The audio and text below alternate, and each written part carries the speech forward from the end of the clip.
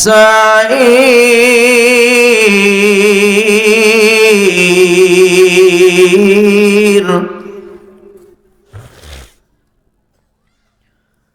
ما كنا في أصحاب السعير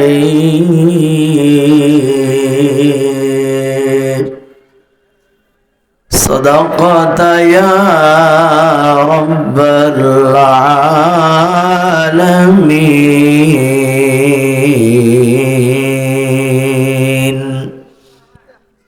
দুরূদ ইব্রাহিম, যে দুরূদ আমরা নামাজের ভিতরে পাঠ করি, যাদের জানা আছে একবার পড়ুন। এই বড় ভাই সোজায় বসো, পড়ুন। আল্লাহুম্মা সাল্লি আলা মুহাম্মাদ ওয়া আলা আলি মুহাম্মাদ কামা সাল্লাইতা আলা ইব্রাহিম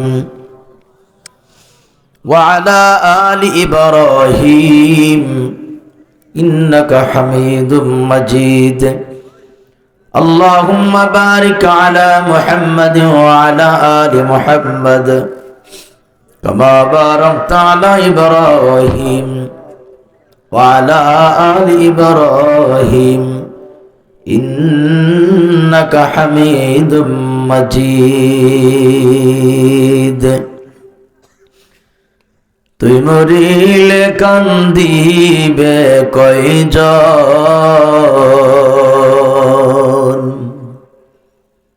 ওরে মন,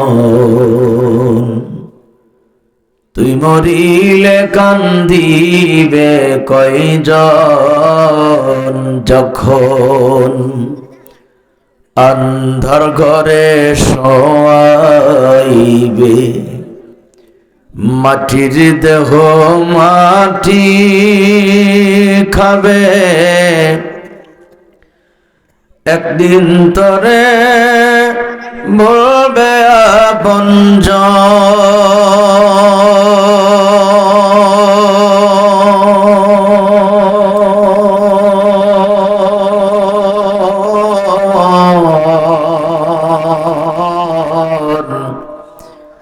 তুই মরিলে কান্দিবে কয়জন, হরে মন, তুই মরিলে কান্দিবে কয়জন।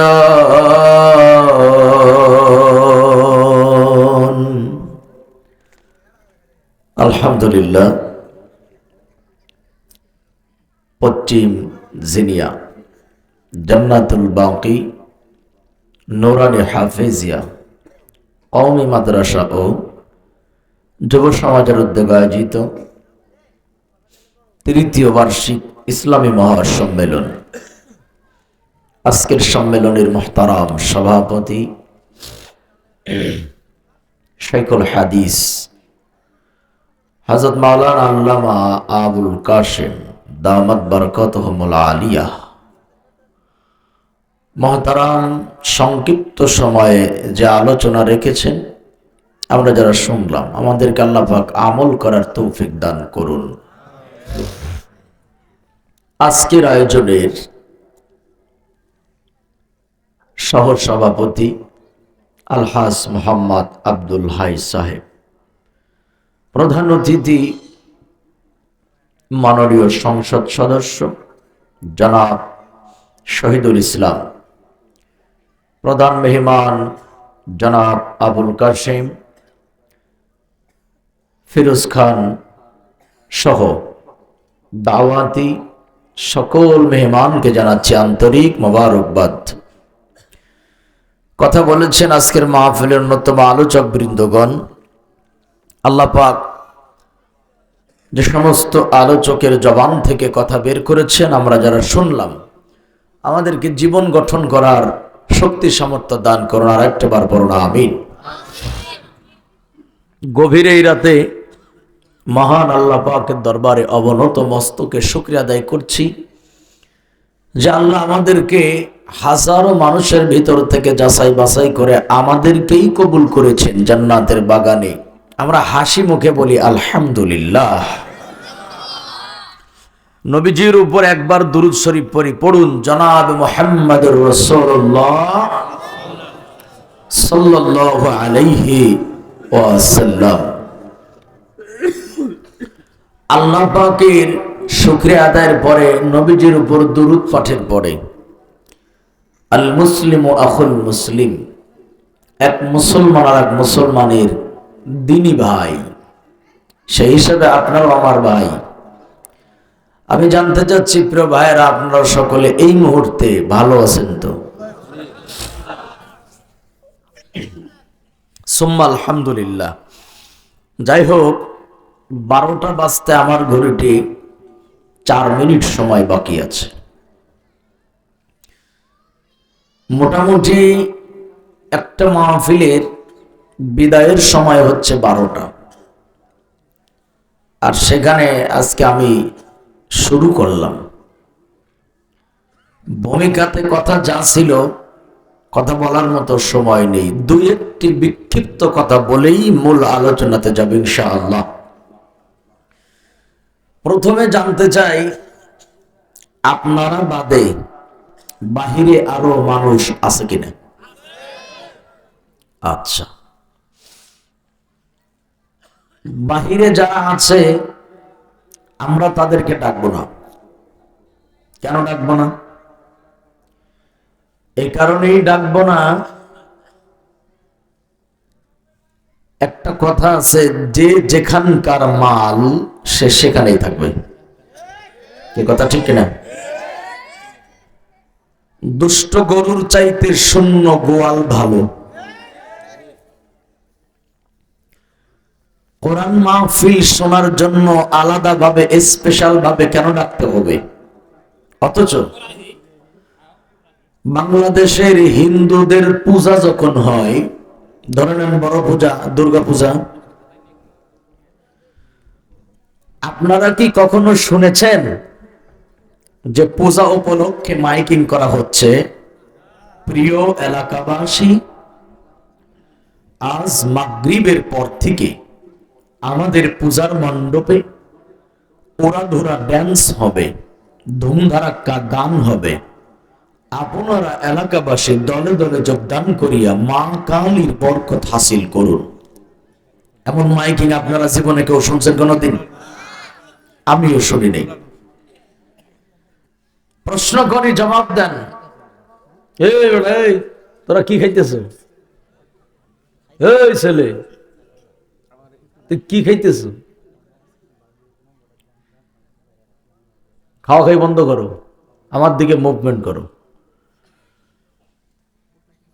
বিনা মাইকিং এ, বিনা পোস্টারে হিন্দুদের দুর্গা পূজাতে আমাদের মুসলমানের বাচ্চারা যায় কি যায় না? আমরা না গেলে তো পুজোই জমে না। আমার কষ্ট তো ওখানেই। অমুসলিমদের পুজোতে মাইকিং ছাড়া, পোস্টার ছাড়া মুসলমানের বাচ্চারা সেখানে গিয়ে নাচানাচি করে, সুযোগ পাইলে প্রসাদও খায়। আর নিজ ধর্মের মাহফিলের জন্য পোস্টার করা হলো, মাইকিং করা হলো, আওয়াজ অলরেডি চলতেছে, এরপরেও আলাদা করে ডেকে আনতে হবে। আমি তো মনে করি সে এখনো আসলে মুসলমানই হয় নাই।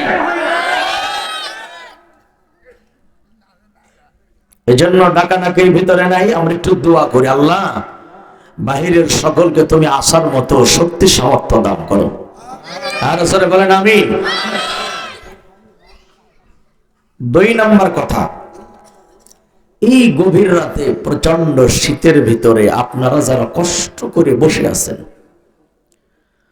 আপনাদের বসাটা যাতে কাজে লাগে, আপনাদের এই ত্যাগ যাতে কাজে লাগে, সেভাবেই আলোচনা করা দরকার এবং শোনাও দরকার। কথা বলেন ঠিক কিনা? তাহলে আসুন আমরা প্রথমে কোরআন থেকে জেনে নেই কোন দিলওয়ালা, কোন অন্তরওয়ালা কোরআন শুনে হিদায়েতের মালা পাবে। একই কোরআন শুনে একদল মানুষ হিদায়েত পাবে, নয়েজ কমান। একই কোরআন শুনে আর এক দল মানুষ মনে মনে হুজুরকে গালাগালি করে, আছে কিনা? কিছু মানুষ কোরআন শুনলে আনন্দিত হয়, কিছু মানুষ কোরআনের ব্যাখ্যা শুনলে আলেমকে মনে মনে গালি দেয়। খালি গালি দেয় না, বাংলাদেশের চিত্র হলো যে আলেম হক কথা বলে তার বিরুদ্ধে শত শত মিথ্যা মামলা চাপানো হয়। কেউ কথা বলেন না কেন? এজন্য আমরা প্রথমে এটা জানি কোন অন্তরওয়ালা কোরআনের কথা মানবে আর কোন অন্তরওয়ালা মানবে না। এই ডিসাইড পার্থক্য করে দিয়েছেন আল্লাহ। বলেন পার্থক্য করেছেন কে? আল্লাহ পাক। আল্লাহ তাআলা বলেন ইন্না ফী লাযিকরা লিমান কানা লাহু কলবুন আও আলকাস সামআ ওয়া হুয়া শাহীদ।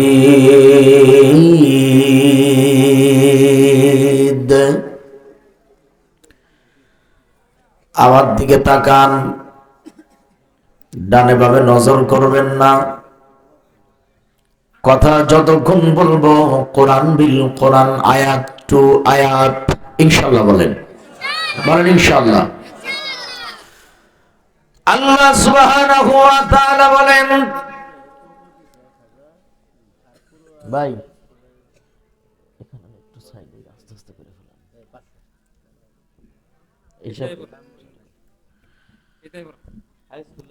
আল্লাহ বলেন কোরআনুল কারিমে তার জন্য রয়েছে হিদায়াতের বাণী। কার জন্যে? কোন ব্যক্তি সে?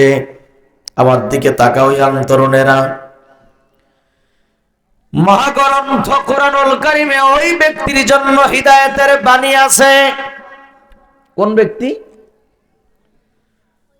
কোন সে ব্যক্তি যার জন্য কোরআনুল কারিমে আছে হিদায়াতের বাণী? আল্লাহ বলেন তার পরিচয় জেনে নাও।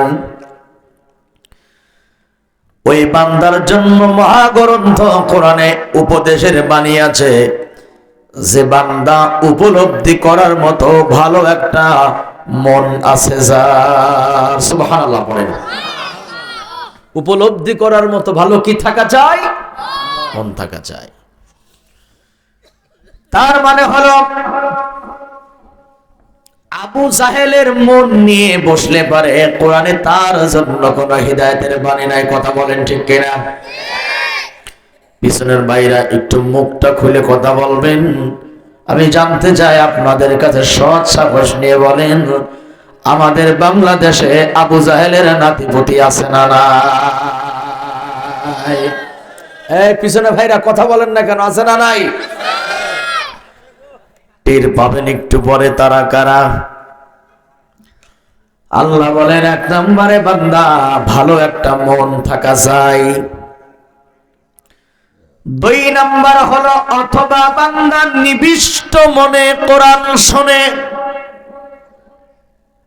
অত্যন্ত ধ্যান এবং খেয়ালের সঙ্গে কোরআন শোনে। বান্দা ডানেও তাকায় না বামেও তাকায় না। আল্লাহ পাক আরেক আয়াতে বলেন আল্লাযীনা ইয়াসতামিউনাল কওলা ফায়াত্তাবিউনা আহসানা উলাইকাল্লাযীনা হাদাহুমুল্লাহ ওয়া উলাইকা হুম উলুল আলবাব। বডি সোজা করে বসেন, স্ট্রং হয়ে বসো। আমার মানুষের মতো বসে আছে, সোজা হয়ে বসো। ইয়াং মানুষ না। আল্লাহ বলেন যারা মনোনিবেশ সহকারে শোনে, যারা ধ্যান এবং খেয়ালের সঙ্গে আমি আল্লাহর কালাম শোনে, ফায়াত্তাবিউনা আহসানা, অতঃপর উত্তম কথার উপরে বান্দা আমলের নিয়ত করে ফেলায়। আল্লাহ তাআলা বলেন যারা মনোযোগ দিয়ে কোরআন শুনে আমলের নিয়ত করে, ওই বান্দার জন্য রয়েছে মহান এক পুরস্কারের ঘোষণা। সুবহানাল্লাহ কন্যা। পুরস্কার কে দেবে? নেবে কারা? পাক্কা শ্রোতা। কি সেই পুরস্কার?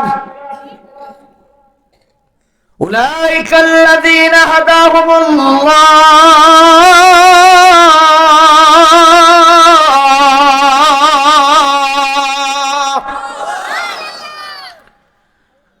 এই যারা মনোযোগ দিয়ে কোরআন শুনে, মাফলার খোলো।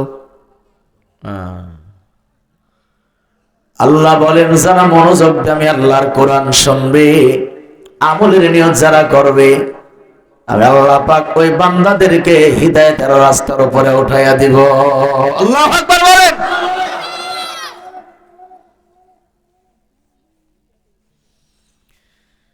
কোরআন যারা মনোযোগ দিয়ে শুনবে তারা হিদায়াতের রাস্তা পাবে।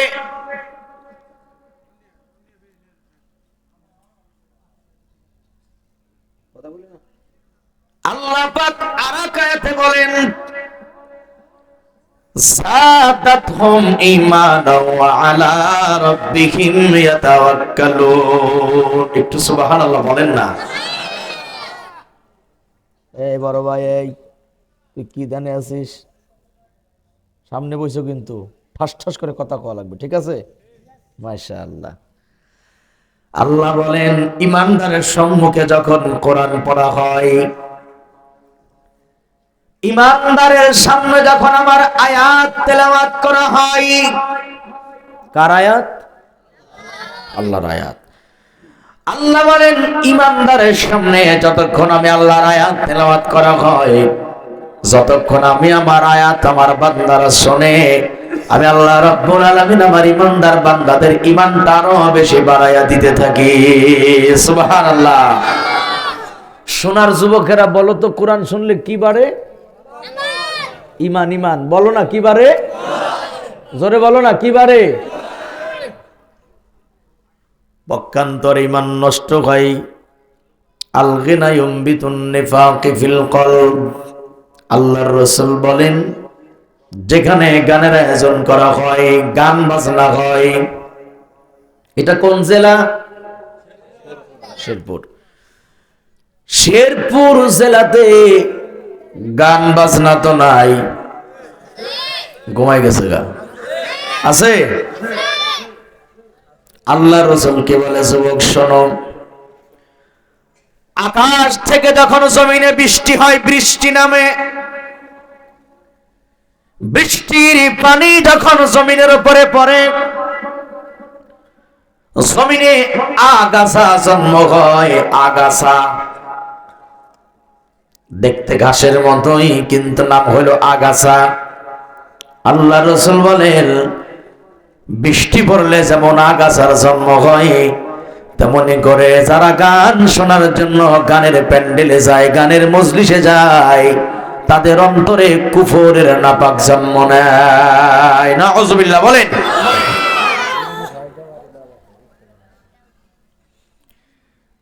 কোরআন শুনলে ঈমানটা তাজা হয়, ঈমানটা বেড়ে যায়। আল্লাহ পাক বান্দার ঈমানকে বাড়ায়া দেয়। আল্লাহ পাক আর এক জায়গা বলেন এই কোরআনের জ্ঞান যারা শোনার মাধ্যমে যারা কলবে জ্ঞান ধারণ করবে, আল্লাহ বলেন কোরআনের জ্ঞান যারা অর্জন করবে, আল্লাহ পাক তাদের মর্যাদা বহু গুণে বাড়াইয়া দিব। কন্যা সুবহানাল্লাহ। কোরআনের জ্ঞান অর্জন করলে দাম কমে না বাড়ে? والذين أوتوا العلم درجات। ইয়াং ভাই আমার দিকে তাকাও। আল্লাহ বলেন ঈমান আনার পরে যারা জ্ঞান প্রাপ্ত হয়, ভালো করে বুঝবেন মুরব্বীরাও,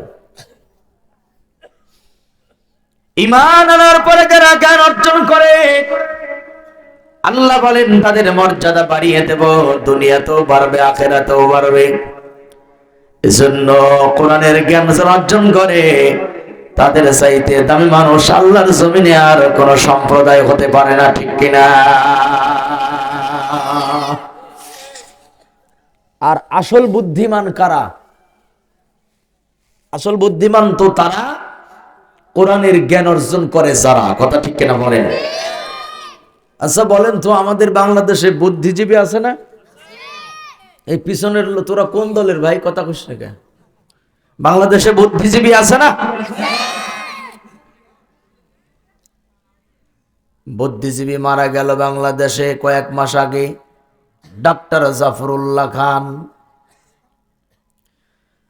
আমরা দেখলাম তারা জানাজার নামাজ প্রথম কাতারে বুদ্ধিজীবীরা দাঁড়াইছে। কারা দাঁড়াইছে? বুদ্ধিজীবীরা। আবার দেখলাম একজন মহিলাও দাঁড়াইছে। আপনাদের এদিক জানাজাতে কি মহিলারা দাঁড়ায়? দাঁড়ায় না। হ্যাঁ, দাঁড়ায় নাকি? মহিলারা দাঁড়ায়?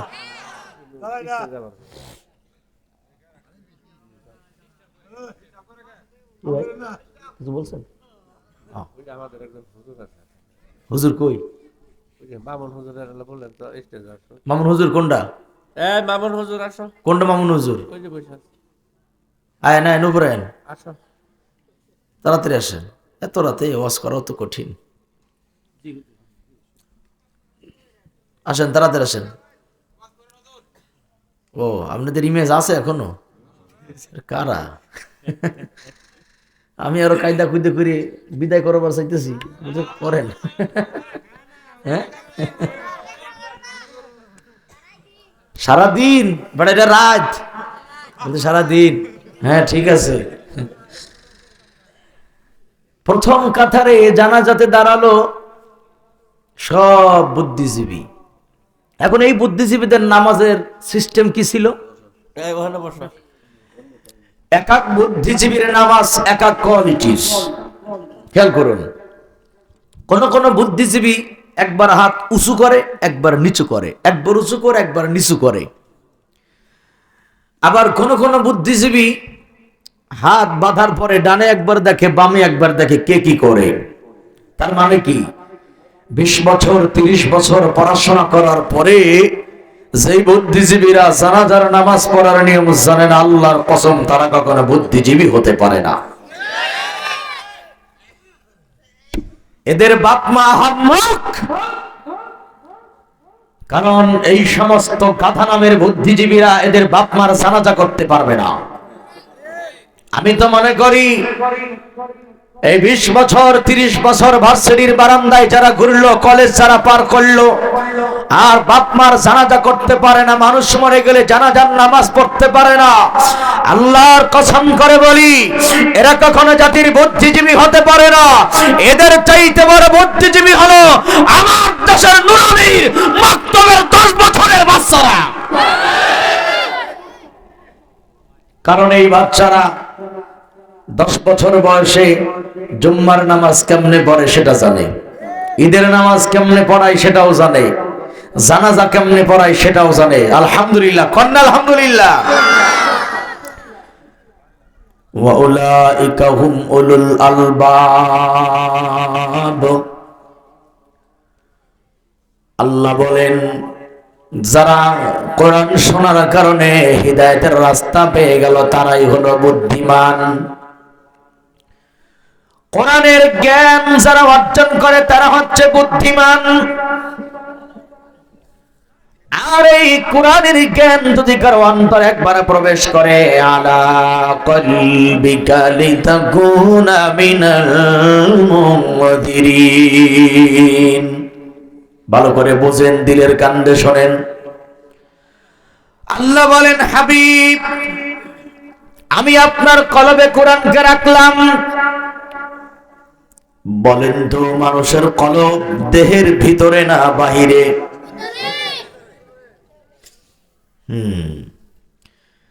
আল্লাহ বলে, হাবিব আমি কোরআন আপনার কলবে রাখলাম। এই যে হাফেজে কোরআন যারা কোরআন এই যে পাগড়ি মাথায় নিল, বিশ্বের বুকে হাফেজে কোরআন যারা, বলেন তো ভাইরা, তাদের সিনার ভিতরে আল্লাহর 30 পারা কোরআন আছে না নাই? এই পিছনে ছেলেরা বলো, আছে না নাই? সত্যি আছে। এখন হাফেজ মৃত্যুবরণ করার পরে যদি হাফেজের বুকটাকে ছিঁড়ে ফেলা হয়, ভিতরের সব কিছু যদি কেটে টুকরা টুকরা করে ফেলা হয়, বলেন তো ভাইরা, ভিতরটা ছিঁড়লে ফাড়লে কোরআন কোন জায়গা আছে ভিতরে কি দেখা যাবে? আশ্চর্য ব্যাপার, কোরআন বান্দার সিনাতে 30 পারা কোরআন আল্লাহর বান্দার কলবে, কিন্তু হাফেজের সিনা খুললে পারে কোরআন খুঁজে পাওয়া যাবে না। এ কুদরতি শক্তিটা কার? বলেন না কার? নাযালা বিহির রূহুল আমিন আলা কলবিকা লিতাকুনা মিনাল মুনযিরিন। আল্লাহু আকবার বলেন না। আল্লাহ বলেন, হাবিব আমি আপনার সিনাতে কোরআন রাখলাম। কেন রাখলাম? কোরআন যদি আপনার সিনাতে থাকে আপনি আমি আল্লাহকে আরো বেশি ভয় করবেন। তার মানে হলো কোরআন যাদের অন্তরে থাকবে ওই মানুষটা সহজে পাপের কাজের দিকে হাত বাড়াতে পারে না। কথা বলেন ঠিক কিনা? আর আল্লাহ পাক বলে, ইন্নামা ইয়াখশাল্লাহা মিন ইবাদিহিল উলামা। এই পৃথিবীতে আলেম যারা, কোরআনের জ্ঞান অর্জন করেছে যারা, আল্লাহ বলেন আমি আল্লাহকে সব চাইতে বেশি ভয় করে আমার আলেম বান্দারা। কন্যা আলহামদুলিল্লাহ, কন্যা আলহামদুলিল্লাহ। আল্লাহরে বেশি ভয় করে কারা? বাচ্চারা কয়, মুরব্বীরা কথা কয় না।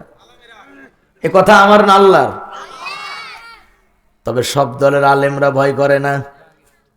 আলেম তো অনেক প্রকার, বাংলাদেশে অনেক প্রকার আলেম না? কিছু আলেম আছে দেখবেন আল্লাহর জমিনে দিন প্রতিষ্ঠার আন্দোলন তাদের কাছে নাই।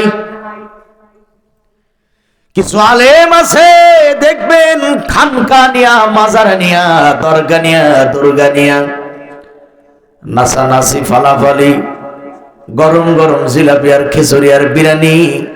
আল্লাহর জমিনে ইসলাম আন্দোলন কায়েম করার কোন ভূমিকা তাদের হাতে নাই। এমন আলিমিল লিসান, এমন জবানের আলিম বাংলাদেশেও আছে না নাই? ওই যে দেখবেন কেউ ফেরে না খালি হাতে বাবা তোমার দরবারে, এক গ্রুপ আছে না বাংলাদেশে? কথা কানেক আছে না? কেউ ফেরে না খালি হাতে দয়াল তোমার দরবারে। মাশাআল্লাহ, আই হাই, কি নাই বাংলাদেশে? এরাও আলেম, এরাও আলেম। আবার মামুনুল হক তিনিও একজন আলেম। কথা ঠিক কিনা? এই দুই আলেমে পার্থক্য আছে না?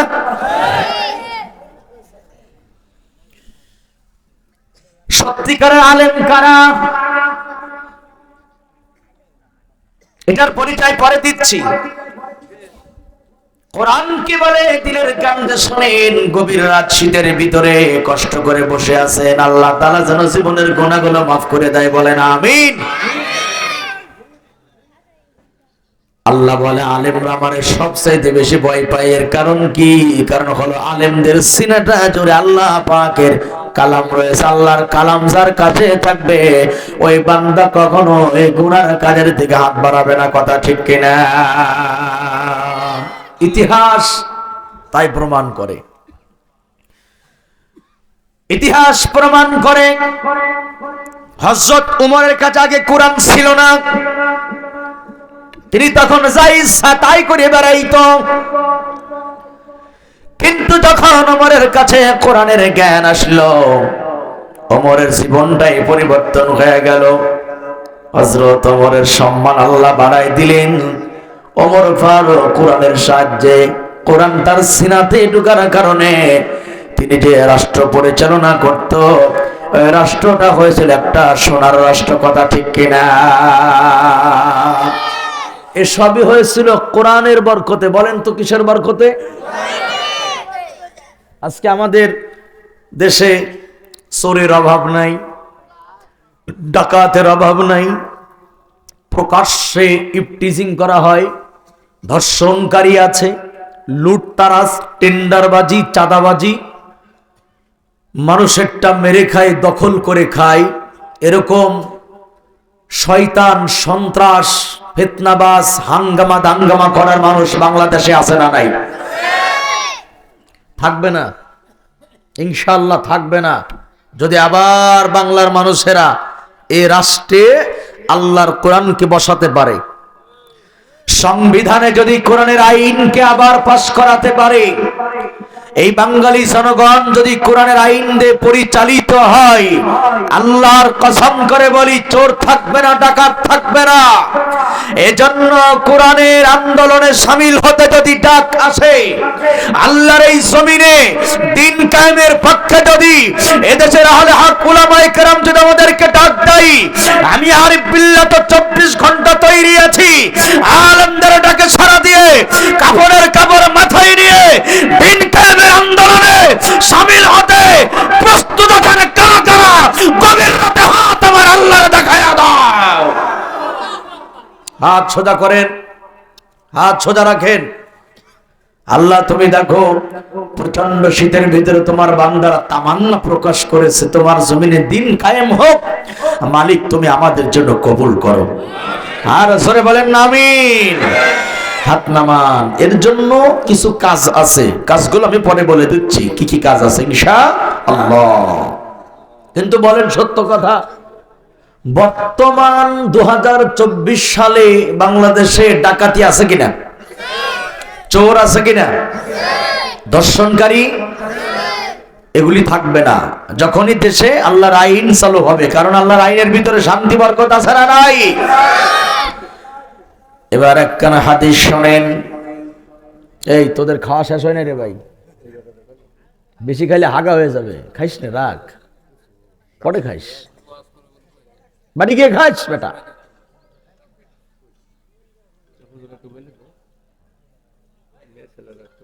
হ্যাঁ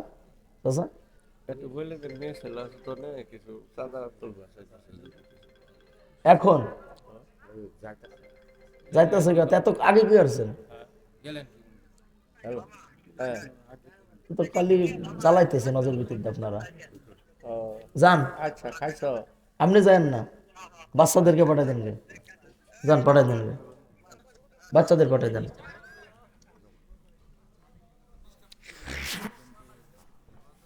যান ছোট বাচ্চাদের পাঠাই দেন মা বোনদের ওখানে। এত রাত্রে তো যাবে, এত রাত্রে বন্ধু থাকে নাকি মানুষ? এই দুইজন হাফেজ সাহেবের কাছে পাঠাই দিলে একটু এই মুসলিম ওখানে হুজুর একটু বলে দিবে না, আলোচনা করার পরিবেশ না। হুজুর একটু সুন্দর করে একটু বলেন, আপনার ভালো লাগতো। খালি একটা কথা বলে দিই আপনি। আচ্ছা ঠিক আছে, ওই বাচ্চাদেরকে ওখানে পাঠাই দেন। মা বোনের আপনারা যায়েন না, আপনাদের ওখানে বাচ্চারা যাচ্ছে, আপনারা যতটুকু পারেন একটু দান করবেন ইনশাআল্লাহ। যান। আসলে কথা বলাটাও ইবাদত। আর আমরা তো প্রচলিত কিচ্ছা কাহিনী কম বলি, কোরআন শরীফের আয়াতের মাধ্যমে কথা বলার চেষ্টা করি। এই জন্য কথা বলার একটা তাসির হয়, দরকার লাগে। এই জন্য কথা বলার সময়, শোনার সময় ডানে বামে সাউন্ড হলে এটা কথা বলার ধ্যান খেয়াল নষ্ট হয়। কারণ আপনি লম্বা কানে হাত দিয়ে বাংলা সুর দিয়ে বাংলা কথা ওয়াজ করবেন, এতে কোনো ডিস্টার্ব নাই। কিন্তু আয়াত পরে কথা বলতে গেলে, যেহেতু আয়াত হলো একটার পর একটা আয়াত সাজানো থাকে, এই জন্য কথার মাঝখানে কথা আসলে ডিসিপ্লিন নষ্ট হয় কথা বলার। আর এই আলোচনাগুলি হলো মানব জীবনের মৌলিক আলোচনা। এই আলোচনাগুলি যারা বুঝবে না, রাষ্ট্রীয় ব্যাপারে যারা ব্যর্থ, তাদের কোনো ইবাদত আল্লাহর দরবারে কবুল হবে না। কারণ কাফের বেঈমান, এদেরকে যারা সমর্থন করে, এদেরকে যারা সাপোর্ট করে, আল্লাযীনা কাফারু ওয়া সাদ্দু আন সাবিলিল্লাহ, বলা হচ্ছে যারা কাফের তাদের কোনো আমল তো কবুল হবেই না। আদাল্লা আমালাহুম, তাদের সমস্ত ভালো কাজ আল্লাহ নষ্ট করে দেয়। আর কাফের সমর্থক যারা, তাদেরও কোনো আমল আল্লাহ কবুল করে না। এজন্য সংক্ষিপ্ত কথা বলবো, দিলের কান লাগান। হাদিসের পাতা থেকে এবার শুনুন। যেই জমিনে, যেই ভূখণ্ডে ইসলাম দিয়ে মানুষকে চালানো হয়, বলেন কি দিয়ে চালানো হয়? বলেন কি দিয়ে চালানো হয়? সেই রাষ্ট্রের অবস্থা কেমন হয় এটা আপনাদের জানা ঈমানি দায়িত্ব। হযরত ওমর ফারুক রাদিয়াল্লাহু তাআলা আনহু, তিনি ছিলেন 2 জায়গার ইমাম। বলেন তো ভাই, কয় জায়গার ইমাম? একটা হলো রাষ্ট্রের ইমাম, আর একটা হলো মসজিদের ইমাম। ওমর ফারুক জুম্মার দিন জুম্মার খুতবা দেবেন, সিঁড়িতে পা রাখছেন, হাজার হাজার মুসল্লি, মসজিদ ভরা। হঠাৎ করে এক যুবক দাঁড়াইছে মাঝখান থেকে, দাঁড়িয়ে বলতেছে, আমিরুল মুমিনিন, আমার একটা প্রশ্ন আছে আপনার কাছে, আপনি এই প্রশ্নের জবাব দেবেন, এরপরে জুম্মার খুতবা দেবেন। সুবহানাল্লাহ। আশপাশের লোকেরা বলতেছে, যুবকের কত বড় কলিজা। ওমর ফারুককে বলতেছে, আগে প্রশ্নের জবাব দেবেন, তারপরে খুতবা দেবেন, কত বড় কলিজা। হযরত ওমর বলে, ঠিক আছে, কি প্রশ্ন বলো। যুবক বলতেছে, আমার প্রশ্ন হলো, বাইতুল মাল থেকে কিছু কাপড় এসেছিল, আপনি এক পিস কাপড় পাইছেন, আমিও এক পিস কাপড় পাইছি, একই সমান লম্বা, আমার কাপড় দ্বারা গলা থেকে গিরা পর্যন্ত ঢাকে না, ওই মাপের একই কাপড় দিয়া আপনি লম্বা জামা বানাইলেন কিভাবে, এটার ব্যাখ্যা দেবেন, তারপরে খুতবা দিবেন। আল্লাহু আকবার কন্যা মিয়া। ওমর ফারুক কেবল জবাব দেবেন, এমন সময় হযরত ওমরের সন্তান আব্দুল্লাহ দাঁড়িয়ে গেছে, যোগ্য বাপের যোগ্য সন্তান, ঠিক কিনা বলেন। আব্দুল্লাহ দাঁড়ায়া কয়, উত্তরটা আমার থেকে নিয়ে নাও, তুমি এক পিস কাপড় পাইছো, আমি এক পিস পাইছি, আমার আব্বা এক পিস পাইছে, সকলের কাপড় মাপ একই সমান, তোমারটাও যতটুকু লম্বা আমারটা অতটুকু লম্বা, আমার আব্বারটাও অতটুকু লম্বা, কিন্তু তোমারটা দিয়ে গেরা পর্যন্ত ঢাকে না, আমার আব্বারটা দ্বারা লম্বা জামা হইল কেমনে, ব্যাখ্যাটা আমি দিচ্ছি, তুমি জেনে নাও। কই শোনো, আমার আব্বা এই রাষ্ট্রের প্রধান, গোটা পৃথিবীর অর্ধেক তিনি শাসন করে, কিন্তু আমার আব্বার ভালো কোনো জামা নাই, আমার আব্বার যে জামা আছে সবগুলা ছিঁড়া, জোড়া লাগানো, তালি লাগানো, পট্টি লাগানো। আমি চিন্তা করলাম, এই কাপড়ের দ্বারা আমার আব্বার জামা হবে না, তাই আমি আমার ভাগের কাপড়টা আমি আমার আব্বার হাদিয়া স্বরূপ দিয়ে দিয়েছি। আল্লাহু আকবার বলেন না মিয়া।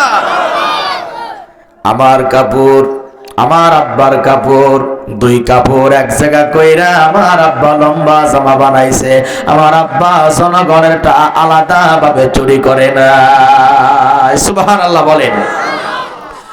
উত্তর শোনার পরে যুবকের মুখটা বেজার হয়ে গেল, মানে লাল হয়ে গেল লজ্জায়, মাথাটা নিচু হয়ে গেল।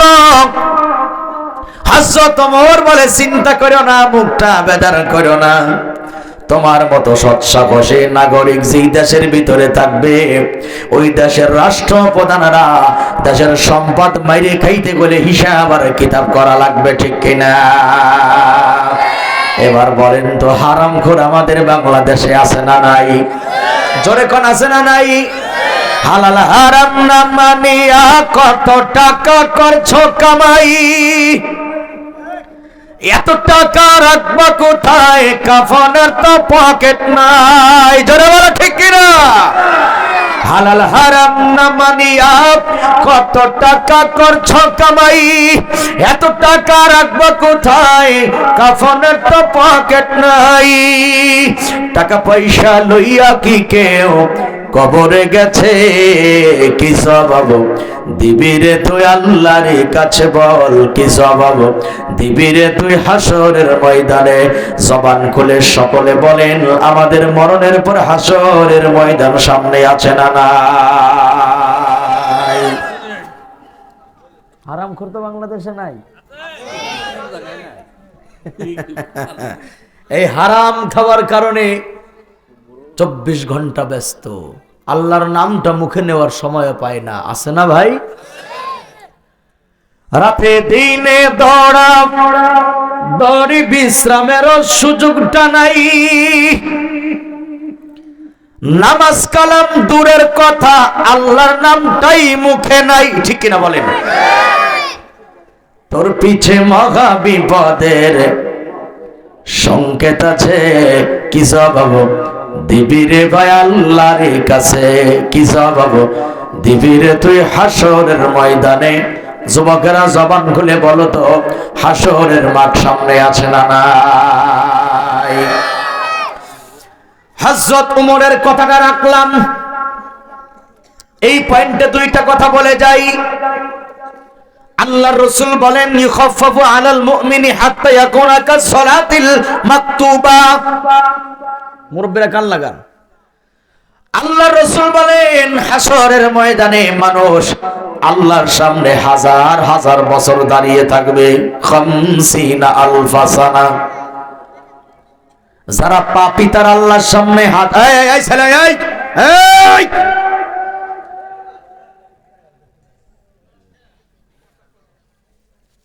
এরা মুরব্বিকের চেয়েও খারাপ। এর কলকবজ এত ঢিলা, ঢিলা হবে না কে? 24 ঘন্টার 18 ঘন্টা যদি মোবাইলের আমল করে, তোর কলকবজা তেমনি বাতিল হয়ে যাবে। এই কথা ঠিক কিনা বলেন? এই যে দাদা বসে আছে, কোনো পুরসাবও নাই, হাগাও নাই, মুতাও নাই, আর 12 বছরের সাল ফাল উঠে উঠে দৌড় মারে। এই বয়স পর্যন্ত তোমরা পৌঁছাতে পারবা না। সারাদিন যদি গেম খেলো আর প্রেমের ধান্দায় থাকো, ইয়াবা খাবা, গাঁজা খাবা, ডান্ডা খাবা, ডাইল খাবা, ফেন্সিডিল খাবা, তোমরা 60 বছর তো দূরের কথা, 40-এর আগেই তোমাদের কেল্লা ফতে। কথা ঠিক কিনা বলে? আল্লাহ হেফাজত করুক তরুণদেরকে, বলেন আমিন।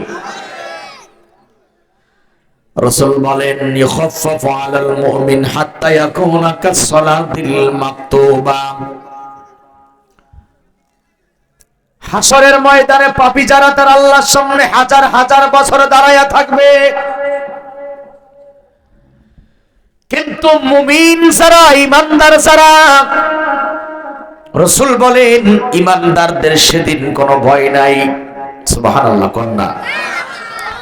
যারা ঈমানদার তাদের কোনো ভয় থাকবে না সেদিন। কাসসালাতিল মাকতুবা, 4 রাকাত নামাজ পড়তে, ফরজ নামাজ 4 রাকাত নামাজ পড়তে যে কয় মিনিট সময় লাগে, আল্লাহর হাবিব বলেন ঈমানদারের কাছে হাজার হাজার বছরের সময়টা 4 রাকাত নামাজ পড়ার সমান মনে হবে। কন্যা সুবহানাল্লাহ। নামাজিরা বলেন তো 4 রাকাত নামাজ পড়তে কয় মিনিট লাগে? যে নামাজিরা কোন, বেনামাজিরা কথা বলবে নাকি? 5 মিনিট। বিভিন্ন রকম টাইম পাইলাম। তার মানে হলো যেমন নামাজি তেমন তার টাইম।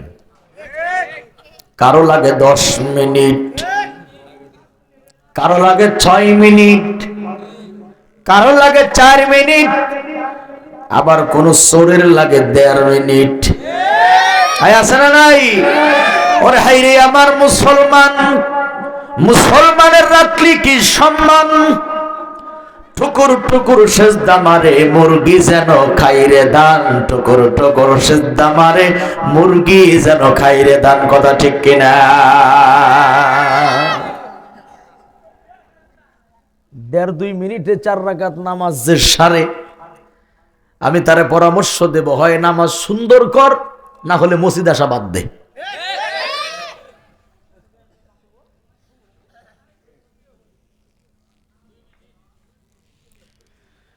ধরে নেন কমপক্ষে 5 মিনিট। কয় মিনিট? কমপক্ষে 4 রাকাত নামাজে 5 মিনিট তো লাগারই কথা, ঠিক কিনা মুরব্বীরা বলেন তো?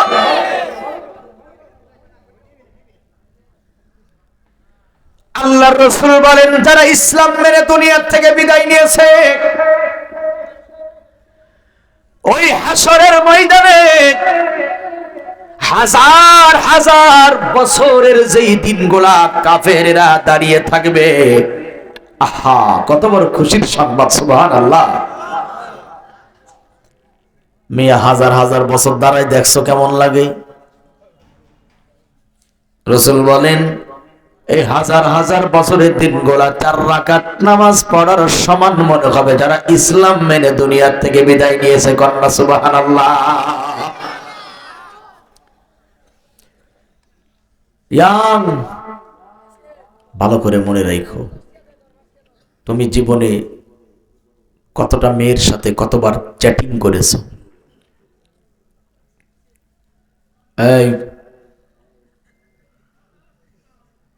এমন দোয়া করবো কপালে বউ ভাবিনি, তাও কই ঠিক চিন্তা করছেন? ভালো করে বোঝো, তোমরাই তো দেশটাকে সাজাবা। তোমরা ভালো, সমাজ অটোমেটিক ভালো। কথা ঠিক কিনা বলেন? ইয়াং, আমার দিকে তাকাও। জীবনে কতটা মেয়ের সঙ্গে চ্যাটিং করেছো? গার্লফ্রেন্ড, বয়ফ্রেন্ড যারা এই লাইনে আসো তারা শোনো, তুমি শীতের রাতে ল্যাপ মুড়ি দিয়ে চ্যাটিং করো, কেউ দেখে না, মা দেখে না, বাপ দেখে না, ভাই দেখে না, বলো তো দেখে কে? কিরামান কাতিবিন, আমাদের কাঁধে সাংবাদিক আছে না নাই? ওরা মনে করে আমরা খুব চালাক। অনেক যুবক মনে করে আমার আব্বা কিছু বোঝে না, আমার মা কিছু বোঝে না। আরে বেটা, তোর বাপ বোঝে না মানে? তোর জন্ম দিয়ে হইছেই তো বাপ। কথা ঠিক কিনা বলে? বাপকে ধোকা দেয়, মাকে ধোকা দেয়, বড় ভাইকে ধোকা দেয়। কেমনে ধোকা দেয় আমি আপনাদের একটু ধরিয়ে দিয়ে যাই, ধরতে পারবেন আপনারা ওদেরকে। ওরা বিভিন্ন মেয়েদের সাথে প্রেম করে, পরকীয়া। প্রত্যেকটা মেয়ের নাম্বারে আলাদা আলাদা নাম লিখে সেভ করে। সবচাইতে কাছের যে গার্লফ্রেন্ড, তার নামে লেখে ইমাম সাহেব হুজুর। যদি কখনো কল আসে কি লেখা উঠবে? কি লেখা উঠবে? ইমাম সাহেব হুজুর। কারো কারো নামের আগে লেখছে মুয়াজ্জিন সাহেব, ডাক্তার, ডক্টর, প্রফেসর। এই সবগুলা মেয়ে মানুষ। একটা কথা আছে না, 10 দিন চোরের একদিন গেরস্তের। তো মাঝে মাঝেই কথা বলে। হঠাৎ করে একদিন ফোনের কাছে নাই, অসময়ে ফোন দিছে ইমাম সাহেব হুজুর। কে ফোন দিছে? ইমাম সাহেব হুজুর। ফোন হলো মায়ের কাছে। তো মা তো সরল মনের, মারা তো সবসময় সরল মনের হয়, ঠিক কিনা যুবকেরা বলো? মা চিন্তা করছে, যাক, ইমাম সাহেব যখন আমার ছেলের ফোন দিছে নিশ্চয়ই আমার ছেলে ভালো, নাহলে হুজুর কেন তারে ফোন দেবে? এ তো কোন হুজুর তা তো জানে না। মার চিন্তা হলো, আমি হুজুরের থেকে একটা মাসআলা ক্লিয়ার হব। অত্যন্ত আদবের সাথে মা ফোনটা রিসিভ করে ছোট্ট করে সালাম দিছে, আসসালামু আলাইকুম হুজুর, আমি জানি আপনি আলেম মানুষ, মহিলাদের সাথে কথা বলবেন না, এটা আমিও জানি। আমার ছোট্ট একটা প্রশ্ন উত্তর দিলে আমি রেখে দিব, আর কিছু আপনাকে জিজ্ঞেস করব না। কিন্তু এমন জাতের হুজুর, সালামের উত্তরও নেয় না, কথাও কয় না। কইলে তো ধরা খেয়ে যাবে। মা বারবার জিজ্ঞেস করে, হুজুর একটু কথা বলে। ইতিমধ্যে ছেলে এসে দেখে যে সর্বনাশ, মার হাতে আমার ফোন, নিশ্চয়ই কিছু একটা ঘটছে। ইসকে তো বলছে, মা কে ফোন দিছে? মা বলে, নাম্বার তো লেখা ইমাম সাহেব হুজুর। কয় হুজুর কিছু বলছে? কয় না, হুজুর তো কোনো শব্দই করে নাই। কোনো শব্দ করে নাই, কয় কোনো সাউন্ডই দেয় নাই। কয় আলহামদুলিল্লাহ। তো মা বলছে, আলহামদুলিল্লাহ কেন বাবা? কয় আপনি বোঝেন না, একজন আলেম মানুষ তিনি কি মহিলাদের সাথে কথা বলে? এটা পর্দার খেলাফ। কিসের খেলাফ? এই কথা বলে সন্তান মাকে ধোকা দিয়েছে। আসল কথা হলো, সে মাকে ধোকা দেয় নাই, সে নিজে ধোকা খাইছে। কেমনে ধোকা খাইলো? সে তার মায়ের সাথে যে চিটিং বাজিটা করলো, তার যে সন্তান হবে, এর চাইতে বড় ধোকা তার সন্তান তারা দেবে। তুমি অপেক্ষায় থাকো। দুনিয়ার মহিলাদের সাথে চ্যাটিং করতে গিয়ে, প্রেম করতে গিয়ে যারা মাকে ধোকা দেয়, আল্লাহরে ধোকা দেয়, তোমার প্রত্যেকটা লেখনী মা ইয়ালফিযু মিন কাওলিন ইল্লা লাদাইহি রাকীবুন আতীদ, তুমি জবানে তারে কতবার সোনা, মধু, জান, কলিজা, পরাণ বলেছিলে। প্রত্যেকটা শব্দ ফেরেশতারা লিখে রাখছে, হাসরের ময়দানে আমলনামায় সবগুলি দেখানো হবে। ঠিক কিনা কথা বলে?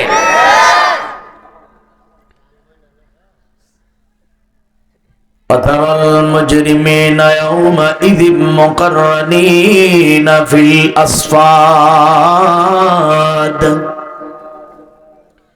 আমার দিকে তাকাও তরুণেরা,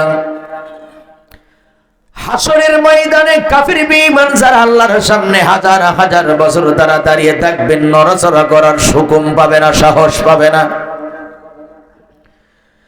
কিছুক্ষণ পরে কিছু মানুষ আদম নবীর কাছে যাবে, আমাদের আদি পিতা।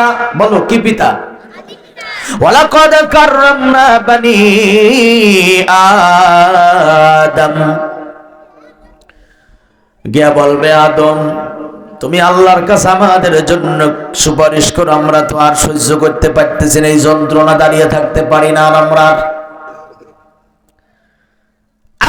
রোদের ভিতরে দাঁড়িয়ে থাকতে পারি না, আমাদের মাজা, কোমর, হাড় ব্যথা হয়ে গেছে, আল্লাহর কাছে আমাদের জন্য সুপারিশ করো। সেদিন আদম বলবে, আমি কোনো কথা বলতে পারবো না আল্লাহর সামনে। লিমানিল মুলকুল ইয়াউম লিল্লাহিল ওয়াহিদিল কাহ্হার।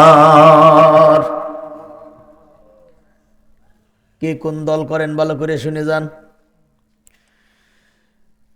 আল্লাহ প্রচন্ড রাগ হয়ে আছে, আল্লাহর সামনে কথা বলার সাহস আমাদের নাই। আদম বলবে, তোমরা নূহ নবীর কাছে যাও। নূহ নবীর কাছে যাবে, তিনি বলবেন, আমিও পারবো না আল্লাহর সামনে কথা বলতে।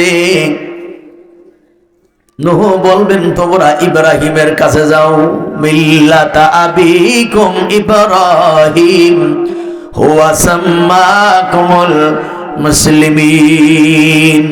আমাদের জাতির পিতার নাম কি বলেন? আস্তে কইলেন কে? সন্দেহ আছে? গোটা পৃথিবীর, শুধু বাংলাদেশ নয়, গোটা পৃথিবীর মুসলমানদের জাতির পিতা কয়জন? সরে বলেন কয়জন? বানাইছে কে? নাম কি তার? সরে বলেন নাম কি তার? ইব্রাহিম বলবে, আমিও পারবো না, তোমরা মুসা নবীর কাছে যাও। মুসা বলবেন, আমিও পারবো না, তোমরা ঈসা নবীর কাছে চলে যাও। ঈসা বলবে, আমিও পারবো না, তোমরা ডানে বামে যাইও না, একজন মানুষের কাছে যাও, মুহাম্মদুর রাসূলুল্লাহ। পড়েন সাল্লাল্লাহু আলাইহি ওয়াসাল্লাম। তোমরা মুহাম্মাদের কাছে যাও, যদি কিছু একটা করা যায় তো তিনি করতে পারবে, তিনি ছাড়া আমরা কেউ কথা বলতে। মিয়া নবী চেনেন না? আমাদের নবীকে যারা গালিগালাজ করে, মাঝে মধ্যে তারা বাংলাদেশের মেহমান হয়ে আসে, এখানে বড় দুঃখ লাগে, কষ্ট লাগে। যারা রসুলকে নিয়ে ব্যঙ্গ করে, রসুলকে যারা গালি দেয়, তারা বাংলাদেশের মেহমান কিভাবে হয়?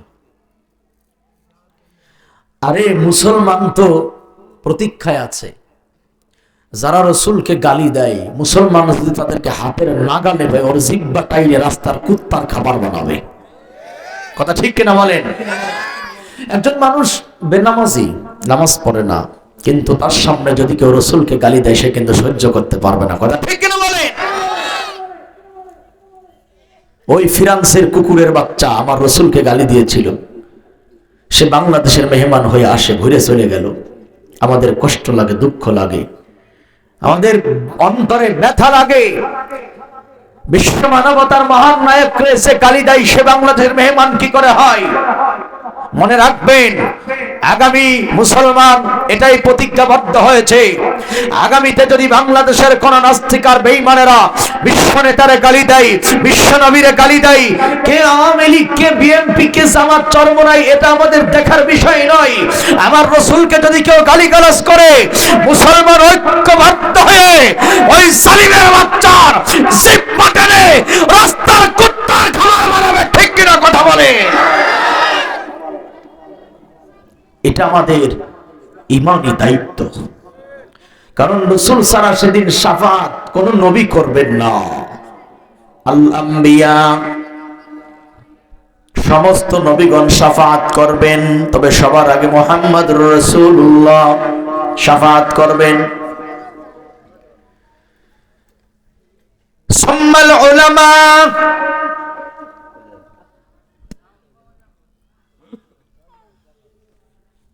নবীরা শাফাত করবেন। 2 নম্বরে একদল আলেমরা শাফাত করবেন। কন্যা আলহামদুলিল্লাহ, আলেমরা শাফাত করবেন। সুম্মা শুহাদা, যারা শহীদ তারা শাফাত করবেন। শাফাতিল মালাইকা, একদল ফেরেশতা শাফাত করবেন। এবার একটু দিলের কান লাগায় কথাটা মনে রাখবেন। হাফেজে কোরআন যারা, মান জাআলাল কুরআনা ফাস্তাদহারা ফাহাল্লা হালালাহু ওয়া হাররামা হারামাহু আদখালাহুল্লাহুল জান্নাহ। হাফেজে কোরআন যারা, এই যে পাগড়ি মাথায় নিল যারা, যারা 30 পারা কোরআন সিনাতে ধারণ করেছে, একজন হাফেজ কমপক্ষে 10 জনকে সুপারিশ করে আল্লাহর জান্নাতের মেহমান বানাইয়া দিবে। সুবহানাল্লাহ, কি বার হয় না? একজন হাফেজ কয়জন নেবে? তা যারা হাফেজদের খাওয়াচ্ছেন তারা তো লস করে ফেলাইছে না। হ্যাঁ, এই যে যারা হাফেজদেরকে বাড়িতে নিয়ে দুমুঠো ডাল ভাত খাওয়ান, আপনাদের ক্ষতি হয়ে যাচ্ছে না? 10 জন কমপক্ষে জান্নাতে নেবে। তলবেলেম নড়াচড়া করবে না তোমরা, এটা তোমাদের পয়েন্ট। একজন হাফেজ কমপক্ষে 10 জনকে জান্নাতে নেবে। আমার দুঃখ লাগে কোথায় চাচা জানেন? বলবো চাচা দুঃখের কথা না? আমাদের দেশের কিছু মডার্ন পরিবার আছে, বাচ্চাগুলারে সকালে মক্তবে দেয় না, মাদ্রাসায় দেয় না, কেজিতে দেয়, ব্রাকে দেয়, কোচিং সেন্টারে দেয়। কি শেখে সেখানে? সেখানে শেখে হাই, হ্যালো, মাম্মা, ড্যাডি, টাটা।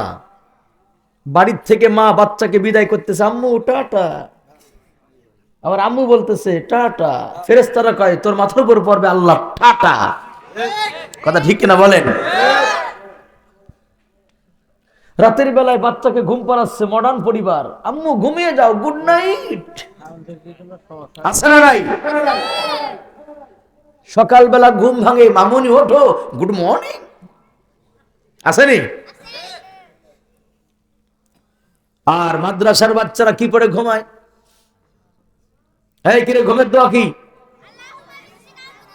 হ্যাঁ, এই জন্যই তো যারা ঘুমের দোয়া পড়ে ঘুমায় না, ওরা রাতের বেলা স্বপ্ন কি দেখে জানেন? ওটা তো ভালো জিনিস ভাই। স্বপ্নে দেখে যে রোডের পাশে দাঁড়িয়ে প্রস্রাব করতেছে, ঘুম ভেঙে দেখে যে বিছানা ভিজাই ফেলাইছে। কথা ঠিক কিনা বলেন? আবার স্বপ্নে দেখে মুরগির রান চাবিয়ে চাবিয়ে খাচ্ছে, ঘুম ভেঙে দেখে লেপের তুলা সাবায়া ফাতা ফাতা করে ফেলাইছে। আছে কিনা বলো? দোয়া পড়ে আল্লাহুম্মা বিসমিকা মুতাহাইয়া, এই দোয়া পড়ে যারা ঘুমাবে, কোরআন তেলাওয়াত করতে করতে যারা ঘুমাবে, জিকির করতে করতে যারা ঘুমাবে, ফজরের আগ পর্যন্ত ইবলিস শয়তান ঘুমের ভিতরে ডিস্টার্ব করতে পারবে না। ঠিক কিনা বলেন?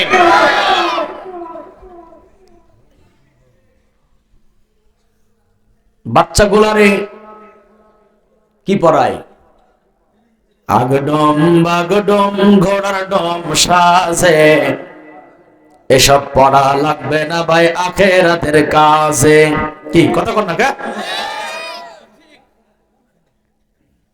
হাড্ডিমা টিম টিম, তারা মাঠে পারে ডিম, তাদের খাড়া দুটো শিং। আচ্ছা, যেই পশুর শিং আছে সেই পশু ডিম পারে? মুরব্বীরা বড়রা কথা কয় না, বাচ্চারা বোঝে নাকি? ছাগলের শিং আছে না নাই? ছাগলে ডিম দেয়? গরুর শিং আছে না নাই? গরু থেকে ডিম পারে? তাহলে এইটা একটা মিথ্যা শিক্ষা না জাতির জন্য? হ্যাঁ, আম পাতা জোড়া জোড়া টাইনে টুনে ছিঁড়ে ফেলা। অথচ আল্লাহ রাসূল বলেন আলিফুন হারফুন লামুন হারফুন ওয়া মিমুন হারফুন। আল্লাহ রাসূল বলেন আলিফ লাম মিম। আমি রাসূল বলি না কারে এক হরফ, বরঞ্চ আলিফ একটা হরফ, লাম একটা হরফ, মিম একটা হরফ। যদি কোন মুসলমানেরা তার জবানে তেলাওয়াত করে, আপনারা বলেন আমার সাথে আলিফ লাম মিম, বলেন না আলিফ লাম মিম। আল্লাহ রাসূল বলেন এই যে তিনটি হরফ যারা তেলাওয়াত করলো জবানে, আল্লাহ রাসূল বলেন অর্থ বুঝো আর না বুঝো, প্রতিটা হরফের বিনিময়ে আল্লাহ পাক 10টা করে নাকি তার বান্দারে দান করবে। সুবহানাল্লাহ, সুবহানাল্লাহ।